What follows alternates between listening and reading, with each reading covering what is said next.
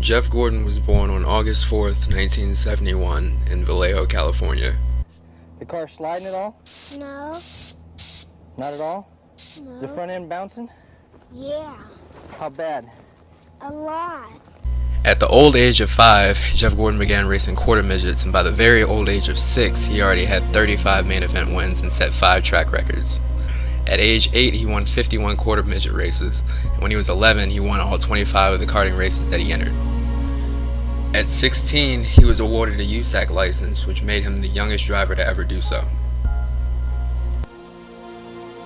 Fast forward to 1992 when he was 21, and at the end of his short track career, it was highlighted by a USAC Midget Car Racing Rookie of the Year in 1989, winning consecutive night before the 500 midget car races in 89 and 90, and winning the Belleville Midget Nationals and USAC Midget title in 1990, as well as the USAC Silver Crown in 91, becoming the youngest driver to do so.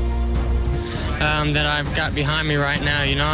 The racing is just fabulous, and the cars are just working so good for me. Everything's just going my way, and it just seems like everything's right there for me. I just gotta, reach out and grab it. Gordon started racing in the then Busch Series in 1990 for Hugh Connerly and went full-time in 1991 for Bill Davis, and won Rookie of the Year, then sat on the pole a staggering 11 times the following year, setting a NASCAR record. Despite spending his entire Cup career with Rick Hendrick, Jack Roush was the first team owner interested in getting Gordon into one of his Cup cars. But he also had a rule about being the person that assigned crew chiefs, which Gordon's stepfather disagreed with, insisting he hire Ray Evernham. So, they declined the offer, which led to Rick Hendrick discovering Gordon in a Busch Series race at Atlanta in 1992 and signing him 2 days after the event. Gordon's going out and testing rain.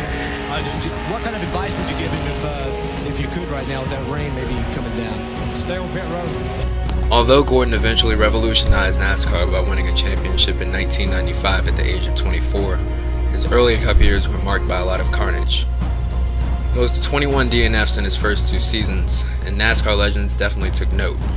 Notably, with Dale Waltrip telling Rick Hendrick himself that Gordon had hit everything but the pace car in his rookie year. His first couple seasons weren't always rough though, as he won his first ever Gatorade 125 race in his rookie year, a pole at the Fall Charlotte race, and ending the season with the Rookie of the Year award. The next season he won the Busch Clash before the regular season, the Coke 600 marking his first points-paying win, and the inaugural Brickyard 400 showing the promise he had to become the legend he is today. When he did put it together, the next few seasons were historic. As mentioned before, Gordon won his first championship in 1995, winning 7 races and finishing the season with a 300-point lead over Dale Earnhardt. He would follow that season up with a dominant 10 wins, but eventually losing the championship fight by 37 points to teammate Terry Labonte. But he didn't let that defeat slow him down, as he won back-to-back titles in the years 1997 and 1998. In 97, it was highlighted by 10 wins, his first of 3 Daytona 500 victories, an all-star race victory with the infamous T-Rex scheme, and completed the Triple Crown with victories in the Coca-Cola 600 and Southern 500, which earned him the Winston Million. And if you thought that season was impressive, I got something else for you. His next year completing his back-to-back championship seasons was one for the history books. He earned 13 wins with a stretch of 4 in a row, and 17 top 5s in a row, which were both NASCAR records. He finished the season with a 364-point lead over Mark Martin, crazy statistics of 7 poles, 25 top 5s, and 27 top 10s in 33 races. And he is the man. I tell you what, our prayers are out to him, and I know how bad he wanted this, and I really thought he'd be standing here instead of me. But I guess I got to thank DuPont Automotive Finishes and Pepsi, Quaker State, and all the people on this Chevrolet. They did an awesome job with that team.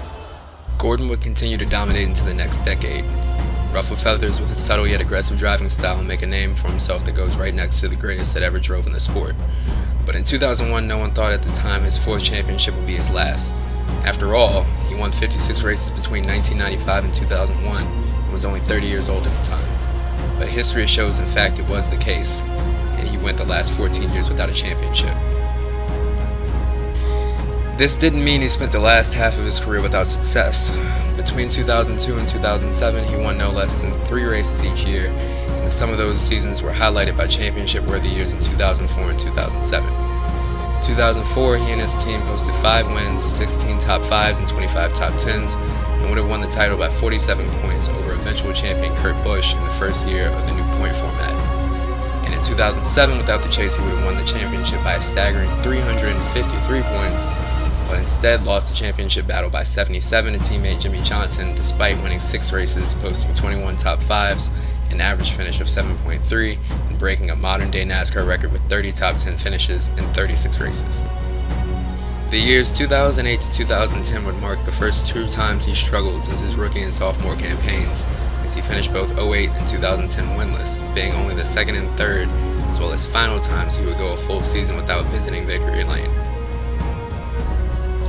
Although he never regained the dominance of his early career success, the last stretch of his career was again very competitive, as he won 11 races in his final 5 years, including the year 2014, which many Gordon fans feel like was a major chance at a championship that was dashed due to aggressiveness by Brad Keselowski that punctured Gordon's tires, sending him spinning, putting him behind in the round of 8 in the playoffs, and causing the brawl of 2014. He would end the season with 4 wins, the most for him since 2007, and finished 6th in the standings. In the off-season, he would announce retirement at the end of the 2015 season from full-time competition. For his standards, he struggled most of the year but found his way into the championship round by winning at Martinsville in the fall, which also happened to be his 9th win at the track. In the championship race, he went on to finish 6th and fall short in the standings in 3rd position. At the end of his career, he would finish with 93 wins, 325 top 5 finishes, and 477 top 10s in 805 races, as well as a host of other records that he set over his career.